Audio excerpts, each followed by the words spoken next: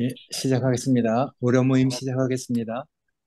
로마서 14장 5절부터 12절 말씀입니다. 제목은 하나님 앞에서는 다만 자기 자신만을 직고하게 됨이라는 제목으로 말씀드리겠습니다. 어, 뭐, 경험이 다 다르겠지만은 하나님 앞에 서면은 다른 건 다 필요 없고 내 자신으로 하나님 앞에 서게 되잖아요. 그래서 오늘은 제목을 이렇게 정했습니다. 이게 13절까지인데 한번 읽겠습니다. 어떤 사람은 이 날을 전날보다 낮게 여기고 어떤 사람은 모든 날을 같게 여기나니 각각 자기 마음으로 확정할지니라. 나를 중히 여기는 자도 주를 위하여 중히 여기고 먹는 자도 주를 위하여 먹으니 이는 하나님께 감사함이요 먹지 않는 자도 주를 위하여 먹지 아니하며 하나님께 감사하느니라. 우리 중에 누구든지 자기를 위하여 사는 자도 없고 자기를 위하여 죽는 자도 없도다. 우리가 살아도 주를 위하여 살고 죽어도 주를 위하여 죽나니 그러므로 사나 죽으나 우리가 주의 것이로다. 이를 위하여 그리스도께서 죽었다가 다시 살아나셨으니 곧 죽은 자와 산 자의 주가 되려 하심이니라. 네가 어찌하여 네 형제를 비판하느냐? 어찌하여 네 형제를 업신 여기느냐? 우리가 다 하나님의 심판대 앞에 서리라. 기록되었을 때 주께서 이르시되 내가 살았노니 모든 무릎이 내게 꿇을 것이요 모든 혀가 하나님께 자백하리라 하였느니라. 이러므로 우리 각 사람이 자기 일을 하나님께 직고하리라. 그런즉 우리는 다시 서로 판단하지 말고 도리어 부딪힐 것이나 거칠 것으로 형제 앞에 두지 아니할 것을 주의하라. 아, 이렇게 되어 있는데 우리가 살아가는 우리가 또 서로 관계를 가지고 사는 이 교회 생활은 하나님 사역의 최종적인 완성이죠. 돌이켜 보면은 하나님이 우리를 창조하시고 그때로부터 시작해서 우리를 구속하시고 의롭다 하시고 또 하나님과 그 관계를 다시 회복해서 우리를 하나님과 화목해 하시고 또 그리스도와 연합하게 하시고 또 세상과 구별하기 위해서 구체적으로 어, 생명이 자라야 되니까 그리스도의 장성한 분량까지 자라야 되니까 구체적으로 생명의 과정을 거쳐서 변화시키고 우리가 몸의 구속을 기다리게 한 이 모든 하나님의 사역은 사실은 이제 교회 생활 이 땅의 하나님 나라를 위한 것이라고 할 수 있죠. 그러니까 교회 생활이 없다면은 사실은 조금 전에 제가 말씀드린 그 모든 과정은 의미가 없어지는 것이잖아요. 현재적인 하나님 나라를 위한 것이니까. 그래서 창조로부터 시작해서 구속하고 화목하고 의롭다 하시고 하는 이런 모든 과정들은 사실은 같이 연합해서 하나님 나라를 이루기 위해서 우리를 부르신 것이니까 하나님의 그 최종적인 사역이죠. 하나님이 우리에게 두신 구원의 경륜의 최종적인 완성. 이건 교회 생활, 현재적으로 교회 생활이라고 볼 수 있는 것이거든요. 그러니까 이 교회 생활은 현재적인 하나님 나라죠. 그래서 이 교회 생활, 그래서 로마서 12장 이후에는 실제적인 하나님 나라인 몸의 생활에 관한 말씀을 쭉 해오고 있습니다. 다른 사람이 어떻게 나와 연합해서 그리스도의 몸이 되어 이 세상을 살아가는가? 이 세상 앞에 하나님의 그 기름 부은 인격을 얼마나 영광스럽고 아름답게 나타내는가? 그것을 위해서 우리가 교회 생활을 하는 것이거든요. 그러니까 사실은 교회 생활은 어쩌면은 뭐 그 세상의 그 생활보다는 뭐 다를 수도 있죠. 왜냐하면 세상은 피해가면 되는 거니까. 안 부딪히면은 뭐 멀리서 피해가면 되고. 그런데 교회 생활은 이제 존재와 존재가 부딪히는 것이니까 사실은 더 아플 수도 있죠. 가리는 거 없이 부딪히니까. 근데 이렇게 부딪혀 가면서 우리는 이제 서로 다 없으면 안 되는 지체로 그리스도의 몸된 교회로 이렇게 건축되어 가는 거니까. 그러니까 나하고 다른 사람이 어떻게 그리스도의 몸이 돼서 이 세상을 살아가는가. 어떻게 나와 다른 사람이 주님의 몸된 생활을 이루어가며 살아가는가를 배우고 있잖아요.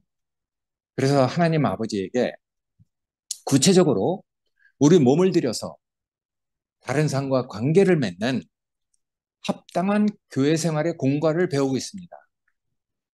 그렇기 때문에 상대와 연합되지 않으면 안 되니까. 그래서 상대에 대한 내 생각을 바꾸고 내 생각을 비우지 않으면은 내가 불편하잖아요. 어, 네 탓을 하는 세계가 이제 멀리 떠나갔단 말이에요. 결국 우린 부딪히면 이제 내가 불편해. 다른 사람 탓을 할 수 없는 것이죠. 그래서 어떤 때 내가 번민이 되고 내가 힘드니까 결국 주님 앞에서 나를 포기하게 되잖아요. 그리고 촛불이 이렇게 불이 밝혀 있듯이 우리 영이 그렇게 탁 뭔가 아, 그, 그 불타 있지 않으면 그러니까 기름 부었다는 것은 하나님에 대한 내 생명의 감각이 살아있다는 뜻이거든요. 그래서 여기는 그냥 영이 촛불 밝히듯이 타듯이 이렇게 밝혀 있지 않으면은 우리는 많은 체험을 해봤죠. 금방 내 생각에 빠져갖고 또다시 어둠이 되는 그런 것을 많이 경험했단 말이에요. 그러니까 이제 교회 형제들하고 우리가 같이 생활하는 것이죠. 먼저 말씀드렸지만은 하나님의 영을 내가 직접 이렇게 받는 게 아니란 말이에요. 항상 다른 사람을 통해서 하나님의 임재를 누리니까. 그러니까 다른 사람을 통해서 하나님의 영을 우리가 이렇게 계시받을 수 있으니까 직접 받으면 얼마나 좋겠습니까? 그러나 내 체험으로서는 직접 하나님의 영을 체험한 하나님의 임재를 느낀 적이 거의 없어요. 형제를 통해서 항상 하나님의 임재를 느끼고 하나님의 영을 우리가 계시받는 것이죠. 그러니까 다른 형제들이 없으면은 나는 절대로 하나님께서 나에게 말씀하시는 그 말씀을 내가 들을 수 없는 사람이죠.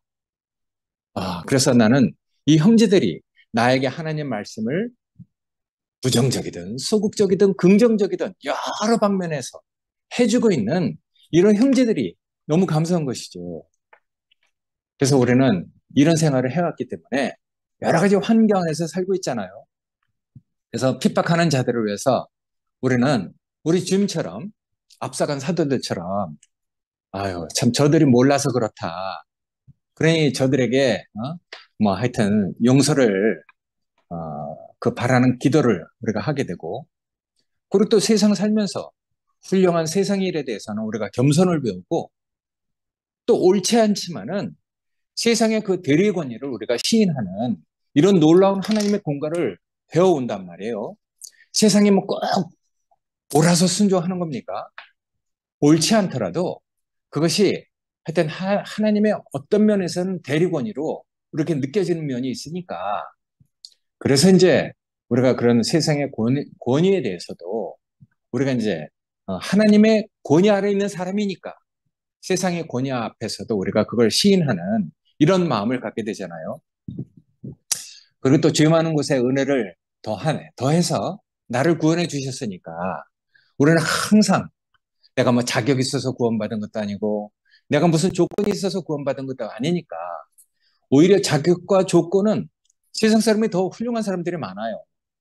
죄 많은 곳에 은혜가 더 넘쳤다 하는 것처럼 그래서 우리는 정말 어, 구원받을 수 없는 자격이 없는 사람. 그래서 은혜라는 건 자격 없는 자가 값없이 받은 것을 은혜라 하잖아요. 그래서 우리는 우리 자신의 그 구원을 생각해 볼 때, 야, 정말 우리가 은혜의 빚진 자구나. 세상에 대해서도 또 하나님에 대해서도 그런 것들을 아니까 정말 저절로 머리가 숙여지고 겸손해지는 것이죠. 그래서 우리가 이제 그런 생활을 하면서 또 우리 내면 안에서는 또 깊은 공과를 배운단 말이에요. 우리 육의 속성이 내 감정이나 내 사고를 통해서 나타날 때마다 나는 그 겉사람으로 드러나는 내가 너무 실패를 많이 경험했기 때문에 야, 정말 이 겉사람은 소망이 없구나. 이것을 알고 정말 어? 우리 속사람이 그리스도로 어떻게 옷 입어야 되는지 그걸 배워왔잖아요. 그래서 하나님을 따라서 우리가 사람을 받으실 때 우리가 뭐 온 세상 사람을 사랑이 뭐 철철 넘쳐서 받는 게 아니잖아요. 그럴 자격도 없고 그럴 듯 안 됩니다. 그러나 하나님을 따라서 믿는 이들을 받으시는 하나님을 향해서 우리도 이렇게 그 방향으로 서 있게 되는 것이거든요. 그래서 이제 바울은 이런 것들을 쭉 얘기해 왔고 또 여러 환경 안에서 살고 있는 형제들의 문제를 이렇게 보면서 여기 다시 한번 더 다른 사람을 판단하고 업신여기는 문제에 대해서 또 한 번 부연해서 말을 하고 있는 것이거든요. 14장 5절에 보면은 어떤 사람은 이날을 저날보다 낮게 여기고 어떤 사람은 모든 날을 같게 여기나니 사람이 다 다르잖아요. 이 날이 중요하다. 아유, 그날이나 이 날이나 다 똑같다. 이렇게 말하는 사람들이 다 있으니까. 그래서 각자가 자기 마음 안에서 확정하면 된다. 확실하고 틀림없이 그렇게 정해서 자기가 은혜 받은 대로 그걸 지키고 살면 된다. 이렇게 얘기를 하는 것이거든요.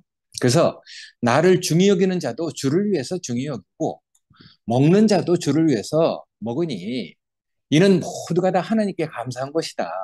그래서 먹지 않는 자도 주를 위하여 먹지 아니하고 먹는 자도 주를 위해서 먹는 것이니까 다 하나님께 감사할 일이다. 이렇게 얘기를 하고 있거든요. 왜 이런 문제가 나왔냐면은 유대인들의 그 율법 때문에 그 절기를 지키는 그 날 때문에 이런 문제가 나왔거든요. 유대인들은 율법적이고 좀 교리적이어서 성경에 기록된 그대로 해야 된다고 믿습니다. 그들과 이방인의 문화가 다르잖아요.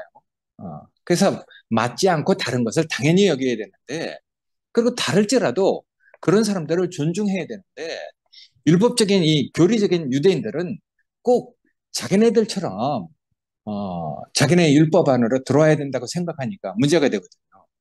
그래서 그들은 그들의 절기나 행습 이런 것들을 너무 중요하게 여기고 그런 것들을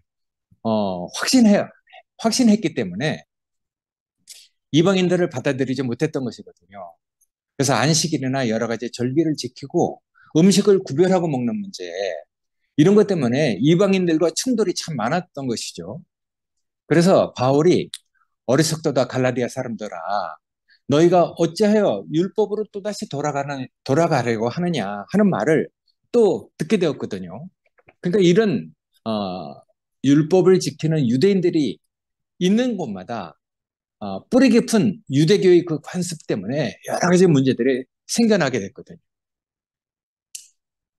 우리 기독교 안에서도 2000년 동안 이렇게 신앙이 이렇게 흘러오면서 생긴 관습들이 많잖아요. 예를 들어서 이제 뭐 크리스마스 뭐 이런 날들이 뭐 그리스도가 태어난 날이라고 이렇게 지켜왔는데 사실은 그건 로마의 그 태양신의 그 이제 생일이잖아요. 근데 그걸 갖다가 그리스도가 이제 태어난 날로 이렇게 지켜오고 있단 말이에요. 예를 들어서 이제 그런 것이죠. 그러니까 기독교인들이 이제 그런 관습을 기독교 안에서 지켜왔던 그 관습을 뭐 창세 때부터 하나님이 만들어 놓은 것으로 여기고 있는 사람들이 참 많죠. 기독교는 이제 그런 관습들이 여러 가지가 있거든요. 근데 그런 것들은 우리가 알고 보면은 만들어진 관습에 불과한 건데, 기독교가 이방 세계에 들어갔을 때 많은 문제를 일으키는 것이잖아요. 우리나라 예를 들어봐서도 그렇죠. 제사를 지내는 것은 한국 사람의 문화잖아요. 근데 서양 선교사들은 음식을 차려놓고 그 앞에다 절을 하고 있는 모습이 우상을 숭배하는 것으로 보였단 말이에요. 그래서 제사를 지내지 못하게 했죠. 그런 교리는 그리스도가 아닌데 서양 선교사들은 교리를 따라서 행하라고 그렇게 가르쳐 왔거든요. 그 결과로 우리가 이제 우리 조선 근대사 이걸 보면은 천주교가 100년 동안 박해를 받고 수많은 사람들이 희생을 당해왔잖아요. 그래서 우상 숭배를 하는 것을 어, 우상 숭배하는 그 제사를 지내면 안 된다. 이렇게 이제 선교사들이 가려왔기 때문에 제사를 지내지 않으면은 뭐 조상을 모독하고 마치 뭐 죽을 것처럼 여겼던 사람들이 그런 그 뭐 이제 신앙과 충돌해서 결사적인 대결을 벌였잖아요. 그래서 수없이 많은 사람들이 우리가 아는 저기 서울의 마포의 절두산이라는 곳에서 목이 잘려서 죽었단 말이에요. 지금 와서 보면은 그 그리스도하고는 아무 상관없는 일이잖아요. 무엇을 위한 희생인지도 모르고 많은 희생을 내면서 서로 싸워왔던 것이죠. 그런 교리나 관습 이런 것들은 사실은 그리스도하고는 사실은 조금 무관하잖아요. 교리의 문제가 이런 것이죠. 그래서 교리를 믿는 것이 하나님을 믿는 것이고 교리를 수호하는 것이 하나님의 지키라고 하는 전통을 수호하는 것이 하나님을 향한 아주 온전한 믿음이라고 생각했기 때문에 그런 전통이 우리에게 이렇게 탁 스며들으면은 그걸 벗어나기가 참 어렵거든요. 이런 행습들이 나오면은 사람들은 이제 그 행습을 통해서 자기 중심적인 사고, 머리가 되려고 하는 본성 이런 것들이 막 나오게 되잖아요. 그러니까 우리가 교회의 그 목표는 우리가 살아보니까 이제 그걸 알게 됐단 말이에요. 교회 목표는 생명이신 그리스도의 인격을 표현하는 것이잖아요. 근데 이게 말에 있는 게 아니고 실제로 그 기름 부었다는 게 뭐가 되겠습니까? 괜히 기름이 부어지겠습니까? 그만큼 하나님 앞에서 많은 고난과 어려움과 불안과 하여튼 이런 말할 수 없는 그 내용들을 다 거친 다음에 하나님께서 그렇게 기름 부을 만한 때가 됐다고 생각할 때 그 사람에게 맞는 것만 기름을 부어지잖아요. 그러니까 기름 부어진 것은 사람 됨됨이의 어떤 모습과 전혀 무관하지 않은 것이죠. 그 기름 부어진 그 사람만큼 하나님의 인격을 표현하는 것이니까 영광스럽고 아름다운 그런 기름 부은 그 사람을 우리가 만나게 되면은 저절로 무릎이 꿇어진단 말이에요. 저절로 그 영광 앞에 우리가 머리가 숙여지잖아요. 그러니까 우리가 이런 것들을 안다면은 우리가 이제 관습이나 율법을 지키는 이런 것에서 우리가 자유하게 되잖아요. 그래서 뭐를 지키려고 하는 이런 문제, 음식을 가리고 먹는 문제에 대해서 우리가 이제 자유하게 됩니다. 그래서 우리는 역사를 통해서 신앙적인 문제들을 통해서 이런 것들을 배워왔기 때문에 무엇을 지키는 것에 대해서 마음으로 어떤 것이 이제 확실한지 어떤 것이 틀림없는가를 우리가 이제 확증하게 되었잖아요. 그러니까 우리가 그런 경험을 그런 체험을 가지고 있다는 게 정말 감사한 일이죠. 그 교리나 어떤 행습으로 건축된 것은 교회가 아닙니다. 하나님의 거처가 될 수 없고 그리스도의 몸이 될 수가 없어요. 어떻게 그리스도의 몸이 교리나 행습으로 건축이 되겠습니까? 그리스도가 어떻게 교리 속에 계시겠어요? 어떻게 그 지식 속에 계시겠어요? 그러니까 생명이 지식 속에 들어가면은 죽잖아요.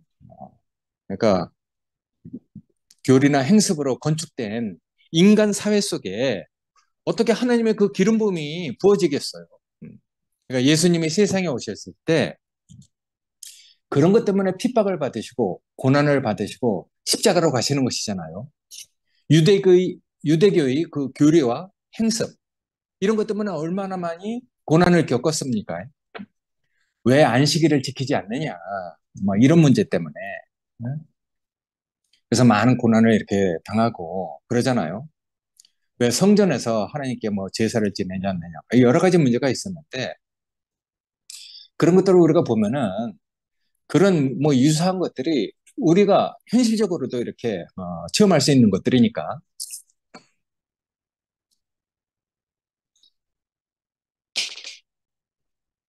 예를 들어서 왜 선포를 하지 않느냐 이런 문제도 사실 참 뭐 서글픈 문제잖아요. 이런 문제들로 예수님이 핍박을 받으셨고 마지막에는 십자가까지 가시게 되는 것이죠. 그래서 우리에게는 어떤 교리나 관습이나 행습이 없어야 됩니다. 사실은 이런 그 생명이 그런 행습이나 교리나 이런 것에 갇혀버리면 죽습니다. 그러니까 생명은 생명대로 자유로워야 되거든요. 음. 우리가 예전에도 강아지를 키워봤지만은 강아지를 제일 알맞게 키우는 것은 목줄을 하지 않고 키우는 거예요. 자유롭게 어떤 제한된 공간에서 작지만 제한된 공간에서 자유롭게 이렇게 그 크는 강아지가 정말 그 강아지를 잘 키우는 것이거든요. 강아지들은 목줄 이렇게 해갖고 이렇게 막 묶여 있는 거 그런 걸 정말 싫어해요. 그러니까 작은 공간이라도 목줄 없이 자유롭게 이렇게 키우는 거에 그게 정말 강아지를 잘 키우는 것이죠. 그러니까 우리가 생명이 어떤 굴레 속에 교리나 지식 속에 들어가면 안 되는 것이니까. 예. 그래서 우리가 이런 교리적인 관념이나 행습 같은 것을 주장하면은 그런 걸 가지고도 남을 정죄하면 안 되는 것이거든요. 우리는 이제 그런 것들을 많이 경험해 왔기 때문에 참 우리가 많은 어려움과 상처를 많이 이렇게 받아왔죠. 그리고 또 얼마 전에 뭐 이건 뭐 말하기 참 민망한 일인데 어떤 위치가 앞서 있는 형제인데 그 형제가 뭐 뜻하지 않게 이렇게 그 말을 듣게 됐어요. 근데 그 형제가 그러는 거야. 그 젊은 MZ 세대들 앞에서 내가 오랫동안 선포를 안 했더니 내 영이 흐려진 것 같다 하면서 선포를 요구하는 그런 MZ 세대 어린 형제들 앞에서 막 그렇게 구호처럼 십자가에 못 박힌 예수 그리스도 뭐 어쩌고저쩌고 하면서 막 하는데 참 그런 구호를 못 치는 모습이 참 서글퍼진단 말이에요. 한쪽으로는 뭐 서글프다 못해 참 불쌍하다 안 됐다. 아이고 참 이런 마음이 드는 건 어쩔 수 없었어요. 그래서 우리는 이런 것들을 보면서 사실은 여러 환경 가운데 우리 형제들이 이렇게 나눠서 살게 됐잖아요. 그래서 가까이 있지만은 바다 멀리 있는 것처럼 바다 건너에 있는 것처럼 멀리 있는 형제도 있고 멀리 떨어져 있지만은 함께하는 교회라는 이름을 가진 형제들도 있으니까 다양한 곳에 형제들이 이렇게 살게 됐잖아요. 그래서 여기 저는 그렇게 이제 보여줘서 이렇게 오늘 그렇게 얘기합니다. 4절에 남의 하인을 판단하는 너는 누구냐? 그렇게 말씀하셨잖아요. 남의 하인은 하나님의 하인입니다. 하나님의 하인은 하나님이 보내셔서 온 사람, 하나님이 불러놓은 사람이잖아요. 어떤 이유로, 어떤 목적으로 왜 부르셨는지 우리는 잘 모르지만은 주인이 알아서 그 하인의 주인이 알아서 보냈고 주인이 알아서 데려갈 것이니까 남의 하인을 우리가 판단할 수 없잖아요. 하나님이 보내셨으니까 데려가는 것도 하나님이 데려가야지 우리에게는 권리가 없단 말이에요. 그 사람의 그 모든 하는 일도 또 다 자기 주를 위해서 하는 일이니까 우리는 이제 그런 것들을 이제 인정하게 됐거든요. 그러니까 우리 중에 여기 써 있듯이 우리 중에 누구든지 자기를 위하여 사는 자도 없고 자기를 위하여 죽는 자도 없다. 모두가 다 자기 주님을 위해서 그렇게 한다고 하니까 우리가 살아도 주를 위하여 살고 죽어도 주를 위하여 죽나니 그러므로 사나 죽으나 우리가 다 주의 것이로다 이렇게 얘기하는데 그게 뭐 우리만의 고백이겠습니까? 그들도 다 그렇게 고백을 하거든요. 그래서 이를 위하여 그리스도가 죽었다가 다시 살아나셨으니 곧 죽은 자와 산 자의 주가 되신 주가 되려 하십니다. 이렇게 얘기해요. 그래 우리 이런 것들을 보면서 어찌하여 내 형제를 비판하느냐? 어찌하여 내 형제를 업신여기느냐? 우리가 다 하나님의 심판대 앞에 서리다 이런 말을 하는데 예전에 우리가 뭔가 이런 혼란을 겪어오면서 우리도 이런 말을 했던 사람이잖아요. 근데 이제 우리가 마음이 돌이켜지게 됐단 말이에요. 지금은 전혀 다르게 됐죠. 그래서 생각이 다 바뀌었어요.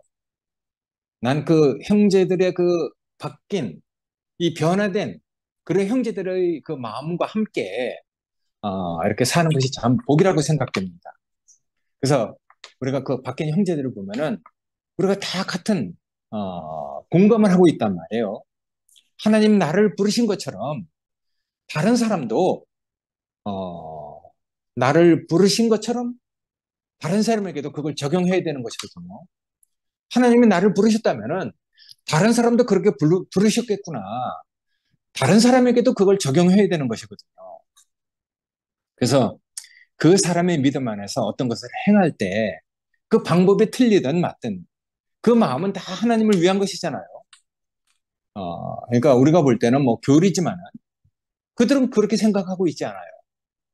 교리를 중히 여기는 사람도 행습을 중히 여기는 사람도 다 그렇게 생각하지 않는 것이거든요. 그래서 그들은 살아도 죽어도 다 주를 위해서 그렇게 살고 주를 위해서 그렇게 하는 것이다. 이렇게 얘기를 한단 말이에요. 그것이 하나님을 섬기는 예라고 하고 있으니까. 그렇게 생각하면 하니까 우리가 이제 그것을 판단할 수 없는 것이죠. 그 사람한테 맞는 걸 어떡하겠습니까? 그 사람은 그게 옳다고 하는데 어떡하겠어요? 그러니까 우리가 판단할 수 없는 것이거든요.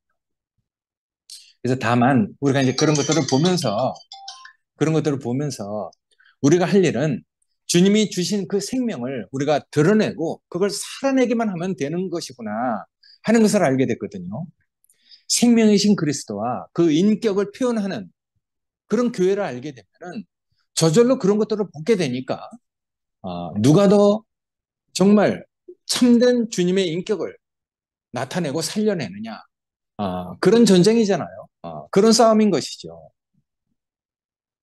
그러니까 우리가 이제 정말 옳은 것이 드러나면은 뭐 가짜는 저절로 드러나게 되겠죠. 그래서 우리 자신에게 보여진 구원의 길로 우리는 갈 뿐이거든요. 오히려 그런 문제를 가지고 판단을 하면은 다른 사람을 인정하지 못하는 폐쇄적인 사람이라고 막힌 사람이라고 오해를 받게 됩니다. 그러니까 그걸 우리가 다 인정해도 우리는 아무렇지도 않은 다른 차원의 세계에서 살고 있잖아요. 그게 감사한 것이죠. 그들과 뭐 그게 옳으니 그러니 맞니 틀리니 이렇게 뭐 말할 필요가 없는 다른 세계에서 우리가 살고 있으니까 이건 세계의 문제잖아요. 그러니까 우리 자신에게 구원이 되는 길로 우리는 갈 뿐이죠. 11절에 그렇게 써 있습니다. 기록되었을 때 주께서 이르시되 내가 살았노니 모든 무릎이 내게 꿇을 것이요 모든 혀가 하나님께 자백하리라 이렇게 얘기돼 있죠. 이러므로 우리 각 사람이 자기 일을 하나님께 직고하리라. 결국은 다 하나님의 심판대 앞에 선다는 것이거든요. 그래서 하나님 앞에 무릎을 꿇고 모든 혀가 하나님께 자백을 하게 될 것이다. 이렇게 얘기를 하거든요. 우리 각 사람이 다 하나님 앞에 서게 되면은 자기 자신만 직고하게 되죠. 우리는 각자 자기 한 일로 하나님의 심판대 앞에 서게 됩니다. 모든 문제는 자기가 판단하는 것 때문에 생기잖아요. 판단을 하면은 자기가 판단한 그 판단으로 자기가 다시 판단을 받습니다. 그러니까 판단하는 것은 사실은 하나님과 같은 위치에 서 있는 것이기 때문에 사실은 그게 두려운 일인데 우리는 그 두려운지도 모르고 함부로 내 감정대로 내 인식대로 그렇게 말해온 적이 참 많단 말이에요. 이런 말을 하면서 내 자신이 돌이켜 보아지는데 얼마나 옷깃이염해지는지 얼마나 정말 누가 뭐라 하지도 않는데 저절로 부끄러워지는지 아유 참 그러니까 하나님밖에는 판단을 할 수가 없는 것 같아요. 고린도전서하고 마가복음에 그렇게 써 있잖아요. 때가 이르기 전에 곧 주께서 오시기까지는 아무것도 판단하지 말아라. 그때 각 사람의 행한 대로 다 갚겠다. 이렇게 말씀하셨어요. 그러니까 우리가 판단할 자격도 권리도 아무것도 없는 것이죠. 하나님께서 그날에 하나님 옆에서 다 무릎 꿇게 하고 하나님 옆에서 자기 자신의 어떤 것을 다 직고하게 만드는 것이니까. 그러니까 우리가 그런 하나님 옆에 그런 하나님에게 우리가 이끌려 간다는 게 정말 숙연하고 놀라운 일이고 감사가 되는 것 같아요. 그래서 내 감정과 사고를 따라서 빛보다 빠른 판단을 하고 살아온 내 자신에 대해서 정말 다시 한번 얘기하지만 옷깃이 여미지고 다른 마음을 갖게 하시잖아요. 어, 그런 마음을 갖게 해주신 하나님께 정말 감사가 되는데 우리는 자기 자신으로 하나님 앞에 사실은 다 짓고 하게 됩니다. 작게, 크게 다 그런 경험을 해 오셨고, 그런 경험이 있기 때문에, 우리는 다 이런 말 앞에 공감을 하잖아요. 그 앞에 서게 되면은 하나님 앞에서 나는 어떤가? 나는 누군가? 내가 하나님 앞에서 내 위치는 어딘가? 나는 하나님 앞에서 뭐를 정말 중요하게 여겼나? 어? 나는 어떻게 하나님 앞에서 해야 하는가? 내 자신에 대해서 다른 사람 앞에 대해서 이걸 다 내 자신으로 하나님 앞에 직구하게 되거든요. 그러니까 그럴 때는 나는 이랬는데 저 사람은 저랬다. 다른 사람 때문에 내가 이랬다 하는 말이 다 소용이 없습니다. 그분 앞에 설 때는 그분과 나만 있기 때문에 다른 문제들은 그분 앞에 내놓을 곳이 없는 것이죠. 아무것도 그분 앞에 내세울 게 없어요. 그분의 심판대 앞에 자기 자신의 일만 짓고 하게 되거든요. 다른 말은 들으려고 하시는 분이 아니니까. 너가 누구냐? 네가 어떤 일을 했느냐? 네가 무엇을 중요하게 여겼느냐? 이것만 물어보시는 앞에 우리는 우리 위치를 알게 되는 것이잖아요. 내 주제를 알게 되는 것이죠. 근데 이상하게 그 자비로운 그분의 그 심판대 앞에 한번 서게 되면은 자기 자신을 직고하게 되면은 우리 불안이 싹 사라진단 말이에요. 예. 그래서 예전에 전 그렇게 기도했어요. 내가 살아있을 때 하나님의 그 자비로운 심판대 앞에서 내가 다 심판받길 원한다. 이런 기도를 한번 한 적이 있거든요. 꽤 오래전에 그렇게 했어요. 근데 이상하게 그분의 자비로운 심판대 앞에서 우리가 한번 그런 경험을 하게 되면은 우리 안에서 불안이 싹 사라지잖아요. 밀양영화를 치지 않아도 되는 것이죠. 오히려 응? 거리낌이 있으면 형제 앞에 가서 먼저 뭔가 이렇게 제사를 지내고 하나님 앞에 서게 되는 이런 경험을 우리가 작게 크게 다 해왔으니까 여기 13절에 그렇게 얘기해요. 그런즉 우리가 다시는 서로 판단하지 말고 도리어 부딪힐 것이나 거칠 것으로 형제 앞에 두지 아니할 것을 주의하라 이렇게 얘기했잖아요. 그러니까 손과 발이 온 몸을 위하는 것처럼 뭐 알아달라 하지 않잖아요. 위해달라 하지도 않아요. 마땅히 생각할 그 이상의 생각을 하지 않습니다. 우리 몸의 지체들은 서로 다 그렇거든요. 손이 발을 위해서, 발이 손을 위해서, 나를 위해서 뭐 수고해라, 뭐 이런 말 하지 않잖아요.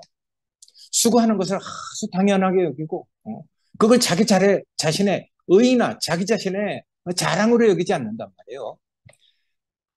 우리가 하나님 앞에서 하나님이 주실 어떤 상급을 내가 다 받아가면은 하나님이 나에게 나중에 주실 상급이 없어지는 것이거든요. 우리가 하나님에게 받을 상급을 하늘에 쌓아둬야 되잖아요. 그걸 내가 다 찾아먹으면 나중에는 내가 찾아먹을 상급이 없게 됩니다. 그러니까 몸이 손을 위해서, 손이 또 몸을 위해서 그렇게 수고를 하지만은 알아달라 하지 않잖아요. 당연히 그렇게 사는 것처럼 마땅히 생각할 그 이상의 생각을 하지 않습니다. 우리 몸의 지체들은 서로 자연스럽게 그렇게 살고 있으니까. 그래서 우리가 이렇게 그런 것들을 체험하고 살 때 남이 걸려서 넘어질 것이 있으면 미리 치우는 게 좋죠. 가정 안에서는 그러잖아요. 걸려서 넘어지거나 다칠 것이 있으면은 그거 치우는 게 당연하죠. 위험한 곳을 사람 다니는 곳에 놔두면은 그거 뭐 그거 보고도 그걸 안 치우면은 그걸 나몰라라 하고 있으면은 그건 가족이 아니잖아요. 넘어지거나 말거나 상관하지 않고 자기 좋을 대로 하는 것은 사실은 가족 간의 그 삶이 아니죠. 그건 사랑으로 하는 게 아니죠. 정말 가족 간의 사랑이고 정말 가족이라면은 위험한 것은 치우는 게 당연하고 권리적 그러는 것은 없애는 게 당연하잖아요. 집안에 놓아둔 그 위험한 것 때문에 부딪혀서 넘어지거나 깨지면은 그걸 치우는 게 당연하죠. 가족을 위해서 그것을 치우는 것은 당연한 일이잖아요. 우리가 형제다라고 살 때도 마찬가지잖아요. 그게 뭐 꼭 물건을 얘기하는 것이겠습니까? 인격적인 어떤 것도 마찬가지죠. 내 자신의 어떤 것이 다른 사람에게 걸림이 되거나 넘어뜨리고 그것 때문에 다른 사람이 다치거나 상처가 되면은 자기 자신이 그걸 깨달아야 되잖아요. 그걸 없애야 되는 것이죠. 근데 그걸 뭐 의지로 하는 게 아니잖아요. 하나님이 그만큼 다 은혜를 베풀고 그것이 문제가 된다는 것을 우리가 스스로 자각할 수 있도록 다 그걸 비추어 주시니까 그게 너무 감사한 것이죠. 그러니까 우리 노력이나 의지도 필요 없는 것 같아요. 가져가면서 그렇잖아요. 손녀가 와서 이렇게 자라는데 위험한 것.